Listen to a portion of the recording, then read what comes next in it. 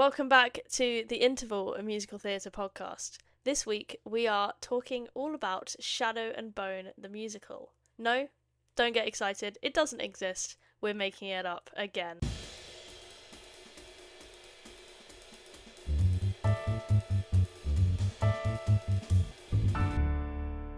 Do you want to give us a little rundown of Shadow and Bone for people who have clicked on this without a clue about what it is? Which, fair enough, I appreciate that. For those unfamiliar with Shadow and Bone, Shadow and Bone is a Netflix series. It's a fantasy series, but it was adapted from a very popular young adult fantasy novel that was published in 2012, also called Shadow and Bone. It was written by the author Leigh Bardugo. It was her debut novel, and she followed it up with two more books in a trilogy. They were called Siege and Storm and Ruin and Rising. Then in 2015, she published a book called Six of Crows that was part of a duology. It was followed by the sequel Crooked Kingdom in 2016. And these books they're basically in the same fantasy universe, but they were completely separate from the original story. So they introduced a new group of characters. When the rights were given over to Netflix to adapt, one of the executives involved in the project basically said, I'll only agree to do this if I can put the crows, which are the core group of characters in Six of Crows, into the story as well. Otherwise, I'm not doing it.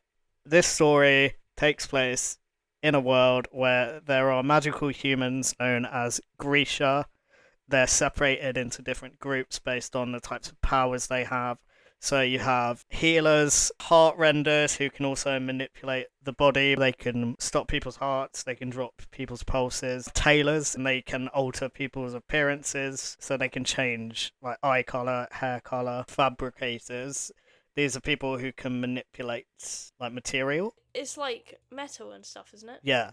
They can manipulate like metal, they can manipulate iron and things. And you also have alchemy, they can manipulate chemicals. Final group are summoners, and they're basically benders from Avatar The Last Airbender. So you've got some who can control wind, you've got tide makers, they can control water, inferni, they can control fire, and others who can manipulate earth. In terms of the plot, Jess, do you wanna tell everyone kind of what the show is about? Brief plot of the show is a prophecy, classic fantasy really.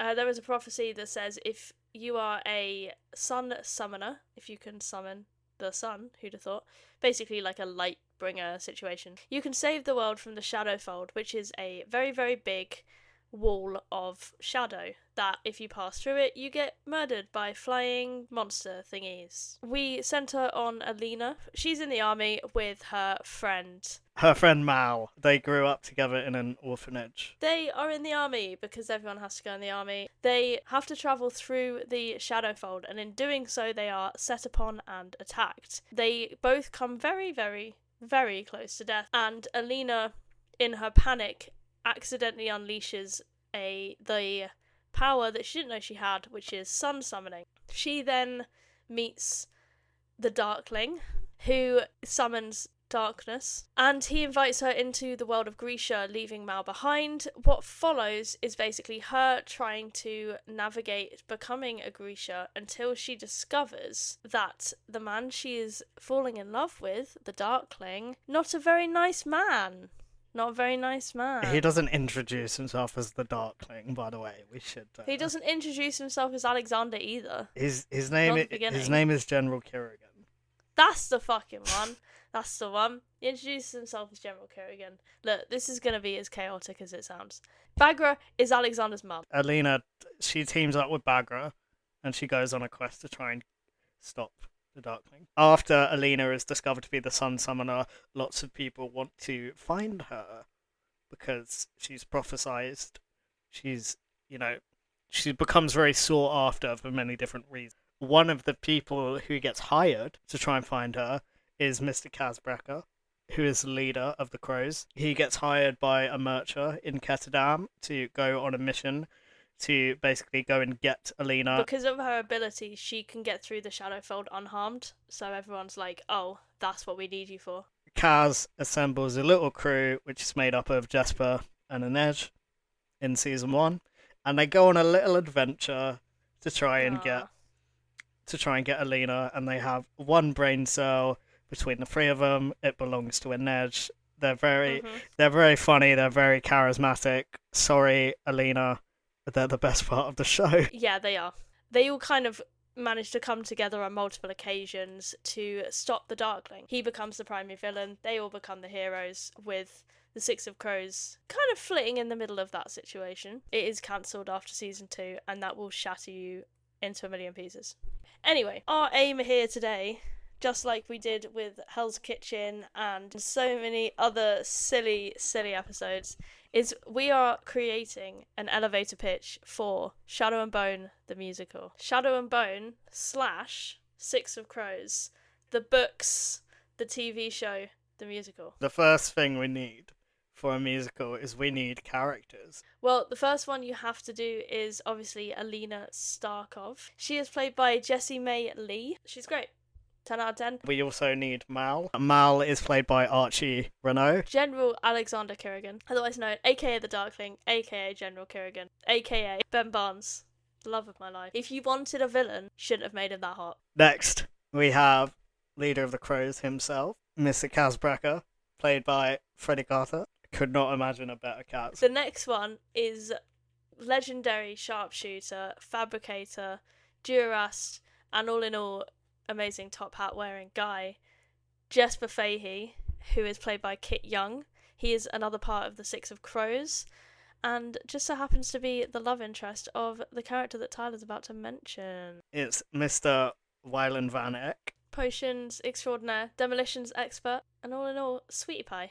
Cutie patootie. He is played by Mr. Jack Wolf. Next on the Crows list, we have Inej Ghaffar. She is a spy. She is known as the Wraith. Very stealthy, very sneaky, very cool, and she is played by Amita Suman.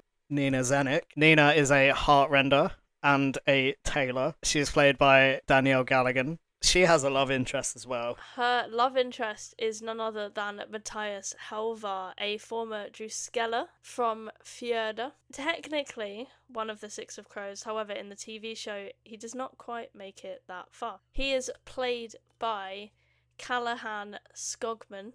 Sturmhond, the privateer, not a pirate. This is a man that the Crows and Alina and Mal all meet in season 2. He is played by Patrick Gibson.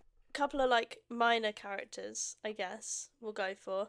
Obviously, as we've said before, you've got Bagra, who is the Darkling's mother. She is played by Zoe Wanamaker, as in Wanamaker, like the Wanamaker Theatre next to Shakespeare's Globe. We also have David Kostyk, who is played by Luke Pasqualino,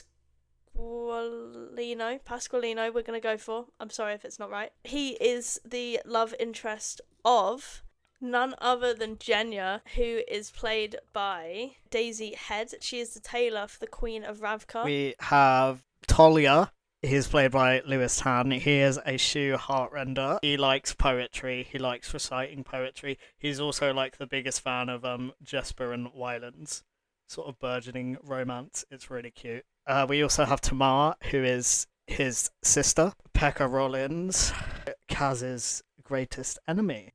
As you are by now aware, considering how long we've been giving context to this musical and TV show, there's a lot going on. So we need to find something that you can digest into 2.5 hours. Okay, I think Alina learns she's the Sun Summoner, goes to the Little Palace, has a little thing with the Darkling. Yeah. Act 1 ends with the twist, and then Act 2 is sort of everyone banding together to stop him. What about the Six of Crows, though? They can be sent to find Alina. We can just put Wylan there as well. What about Matthias? We can't keep cutting to him in a fucking prison. That's just a lot. So the Crows are going to go on a little mission. They're going to get Matthias, and there you go. We've got all of them. And then they're going to go and find Alina. I love that, because then while we're having exposition for how long she's been at the Little Palace, we can do the little heist. Right, how are we opening this? We need a little exposition to the world and the Grisha. Yeah. Can we have little shadow puppets dancing in the background? That'd be so cute though, telling the tale visually. Yes, I love it. And then we can cut to Mal and Alina in the army being told that they're going to have to go across the fold. We need to make it really obvious that she loves him, but he doesn't know that she exists. You can have a little ballad. For the sake of this kind of, we're going for jukebox vibes. Like, we'll go for a jukebox musical, but some of the songs are just going to be based on these favourite songs, because we can't make up songs right now. So is she singing I'm Not That Girl? What's another unrequited love song? Oh, On My Own? Can she sing On My Own? Yep, I was just about to say that. Yeah, she could do that. Perfect. They've been told that they're going to cross the shadow fold. Are we having a musical number here? But I don't think we should. I think it needs to be eerie. There's no music in the shadow fold. How are we going to represent the Volcra? Green flashes in the sky. It would just look really creepy. I'd like some of the actors on wires, so when they get pulled over by the Volcra, they can just fling off the boat. Health and safety who? If somebody can stick a load of actors who've never skated before on roller skates and not get sued, we can throw some people about. Well, this section, it needs to end with Alina's powers. Yeah, how are we going to do that? Lots of light. Yep. No notes, as we were. I think this is where we should cut to Ketterdam for the first time. Oh, okay. We should meet Kaz and Jesper and Inej and Wylan for the first time in the Crow Club. So I want a new money. I want a showy number. Oh, okay. Because for context of Crow Club, it's a gambling den. Kaz can't be singing this. Because he wouldn't. Jesper would. Yeah, Jesper can sing it. Perfect. Everyone's having a little dance. Kaz is just stalking around. Can we have it so that, in Benjamin Button and a lot of different musicals now, where the cast are also playing the instruments, can Wylan do the same? Can he be part of the band for the beginning? Yeah. No one knows, but he's part of the band at the beginning, and he just kind of chills out. He's just there all the time because he's a little musicy guy. Is he playing flute or piano? Yes. Immediately after this, I think this is when Kaz should get contacted about the job. Set change. We're in a CD merch's office, and then Kaz has to have the conversation about the Sun Summoner. And that's also really good exposition. And then I think after this, he should get a little musical number. Just a little one. I think you should get a little musical number about assembling his crew. Okay. Kind of like a quick pace, well, not necessarily quick pace for Kaz, but a plotting song. As he's adding people in, they can appear on stage and the crew can just be formed at the beginning. And when he's like, oh, I need someone on demo, Wylan can poke his head up. Yeah, from the band, and everyone's like, woo, go Wylan, kind of thing. At the end, he can be like, oh, and I need a heart render. And then can we have it where she actively goes, well, hang on a minute. Yes, but only with this. And then it can we can cut to the prison. Yeah, I'm going to need a Chicago song though, here. We both reach for the gun. It's Nina and Matthias, and they're both retelling the story of how Matthias got put in prison. Oh, and Matthias is telling it to his cellmate, and Nina's telling it to everyone else. So it's the same story, but two different retellings at the same time. No, I love that. I wonder if we have the prison part with him in prison, kind of giving him a couple of scenes of showing how shit it is in prison. Well, on the left, we have them all sat around a table with Nina eating waffles, silently planning the heist to show that they haven't just wandered over there. We can have a little projection screen in the back. So Kaz gets Wylan to draw schematics of the prison, because Wylan's also a really good artist, because of course he is. And as he's drawing it, the drawing's coming up on the projection. Ooh, yeah, I love that. Okay, so when Matthias is in Hellgate, Pekka is running the Hell Show, which is basically just really dangerous fights, while the crows are sneaking in. What about as they kind of walk off stage, as the crows walk off stage, the stage expands. What about to Pekka Rollins introducing the Hell Show? Or a welcome to the Moulin Rouge. Yeah, introducing the Hell Show as the thing expands, because then we can have Matthias taking part in the Hell Show as the crows are coming in. This whole thing is happening while Alina's in the Little Palace, so it just shows more time's gone by. And then I think we kind of go to them saying right, now can we get Alina? And then we can cut to Alina. Can we cut to Alina with our little romance with the Darkling? We can have the little exposition of the fact that the Darkling goes, oh, do you know about the Shadowfold? And she's like, yeah. Some really horrible guy did it, and then he's like, oh man, yeah, and he doesn't say anything, and we can introduce a little bit of Bagra, we can introduce the little romance, they can have a little duet, little love song, and Bagra can come in and be like, no, not doing it, get away. We can have Jenya as well. We'll have to cut to her in her room and Jenya is there introducing herself. Just have it where she's on the run and Six of Crows try and kidnap. Or, well, she tries to flee, gets in the carriage that the Six of Crows literally just arrive in, and they're like, oh, sick, and then they just drive away. How about that for the interval? No, yeah, I like that because that's everyone like coming together. Also, sorry, Mal, you haven't been mentioned at all. He's looking for a stack. I don't know if we should include that. I think that's so complicated for a musical. What's Mal gonna do? Is Mal just not there? I mean, in the books, he does disappear for like 75%. Like, they have a reunion where she gets to be like, where the hell were you? He's like, I was doing all of this shit. Like, what the fuck? And then she can be like, oh my god, that's really sweet, I love you. This guy's really mean though, let's go and kill him. And Mal's like, I love you, I don't know what's going on. Yeah, he's very interval, isn't he? He is very interval. Okay. He's very, very interval. Obviously, needless to say, this has all got to revolve. When they're walking, they're on that revolve. Hellgate, the whole thing is on a revolve. Hellgate, the whole thing about Hellgate is that it spins in our musical all the time. That's the hell part. It just doesn't stop spinning. Everyone's really dizzy all the time. So, Act 2. Act 2 begins. I think we have, right, a dark, moody solo, a little ballad from ye old Kerrigan. Yeah.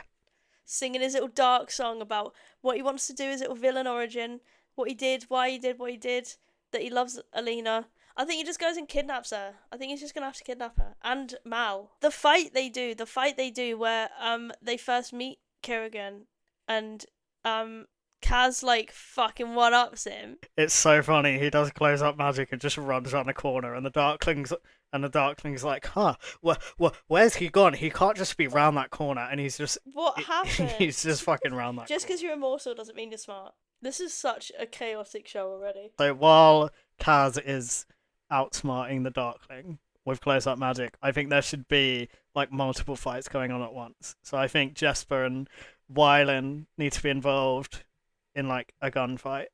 This is where I would like Jesper to sing Bang Bang. Well, the Jessie J one, the Jessie J, Nicki Minaj, and Ariana Grande one, iconic. If I like to think this whole thing isn't actually a jukebox, but that one song is, and no one acknowledges it. I want a little song from Wylan. Oh no, I know what I want from Wylan. I want Wylan to sing Not My Father's Son from Kinky Boots. He can sing it to Jesper, and then that's when Jesper can start developing like more feelings for him. We've tricked the Darkling. What happens now? And I think we have a little three-way song where like in the show, the Darkling's like, look, I'm immortal. Like, she will love me in the end. You will die, it doesn't matter. Like, I have time on my side. And then Mal's like, yeah, but I have love on my side. And obviously everyone's like, oh, well, I was. Ugh, shut up, Mal. Can this song be A Heart Full of Love from Les Mis? Yes. Yes. And it can be Mal and Alina singing it. The Heart Full of Love bit. Yeah, the Darkling can be Eponine. The Darkling is Eponine for real. This absolute mess of a plot. It is such a messy plot right now. So I think, because they got to get on the boat, and this is where they will have their little fight. This is where Kerrigan falls off the boat. We need that. Yeah, so he can do a Gatsby. Then I think what we do, because we got everyone having a big epic battle, right? We have a big epic battle. Kerrigan, we're gonna go off piste a little bit, so you got to hear me out. Kerrigan gets in a fight with Mal, falls off the boat. Obviously, they both get off the boat and fight, but we're not doing that. Kerrigan falls off the boat and off the stage. Everyone goes, and then the boat crumbles. It absolutely dies because all of the monsters are trying to kill everyone, and they destroy the boat. Who comes in to save them? Nikolai. Not fitting with the plot in the slightest, but it does what we need it to do.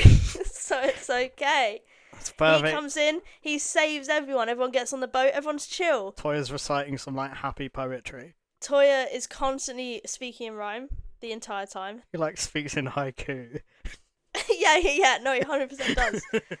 They all have a little debrief, and they go, okay, we need to find, like, Kirigan. We need to find Kirigan because they realise, unlike in the TV show, he's not dead. Because we can't be fucking about with the Firebird and shit. We can't be doing that. That's it. We've got enough of it. They go, he's not dead.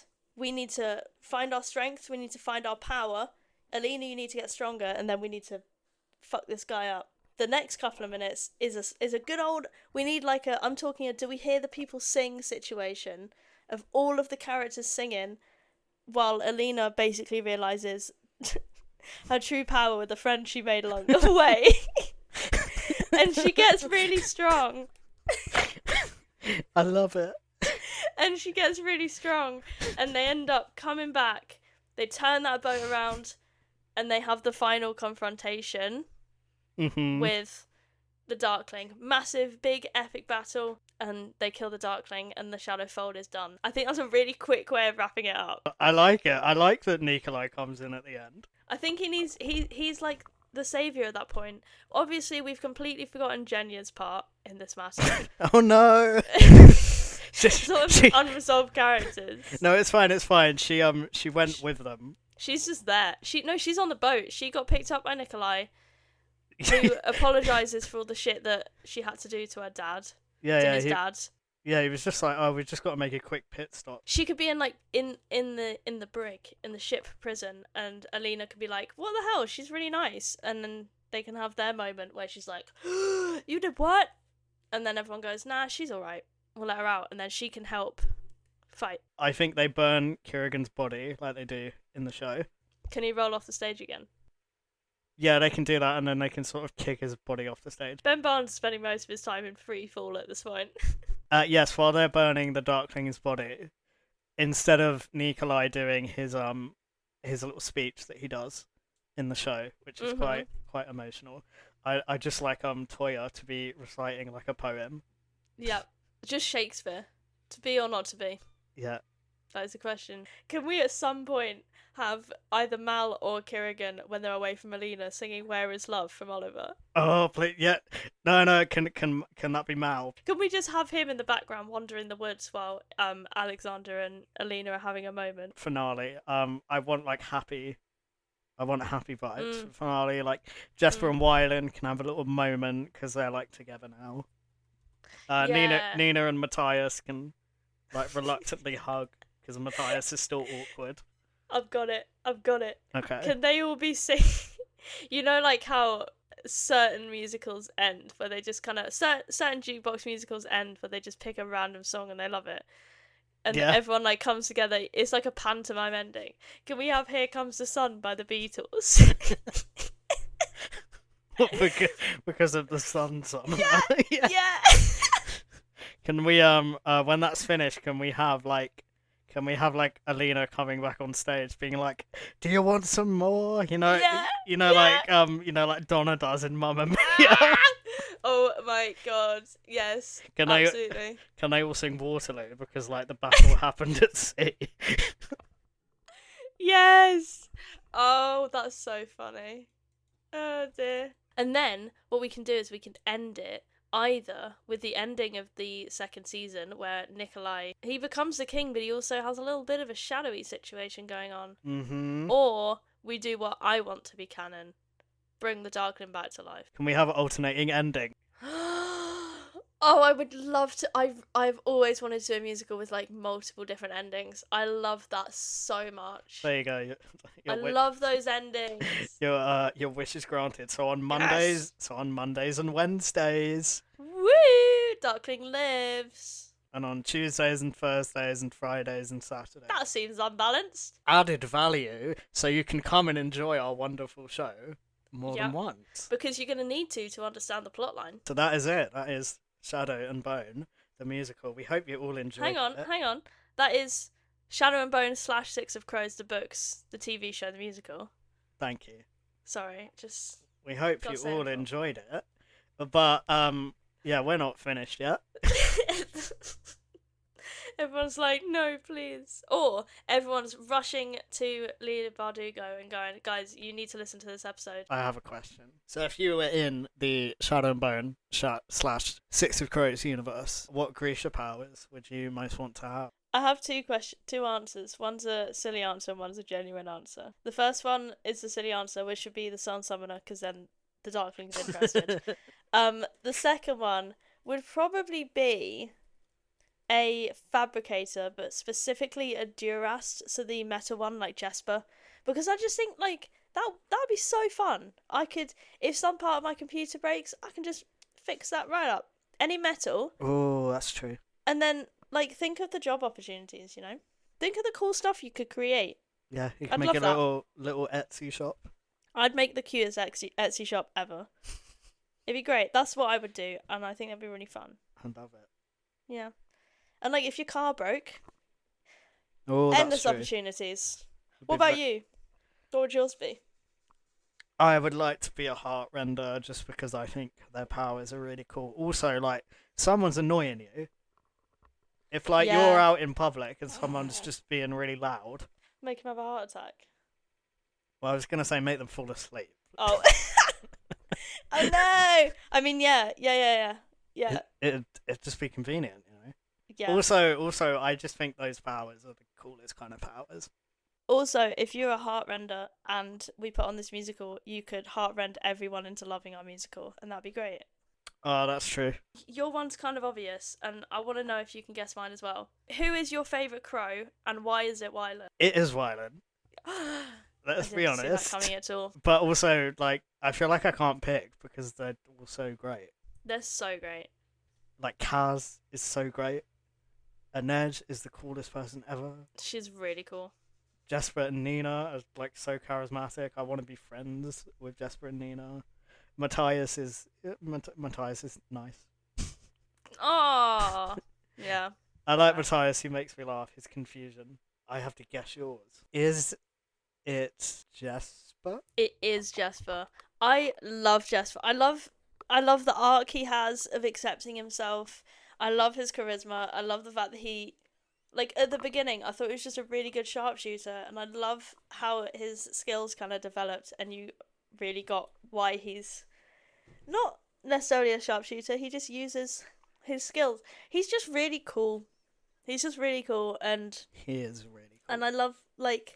I love the stuff that he has going on in the seasons, and I also love how well his character is thought out and designed. I think it's really really fun, and his like conversation with his mum is just really cute. Yeah, that bit made me cry. And the fact that he only knew where he recognised Wyland from when he was on top of him, which I thought was hilarious. Yeah, muscle memory.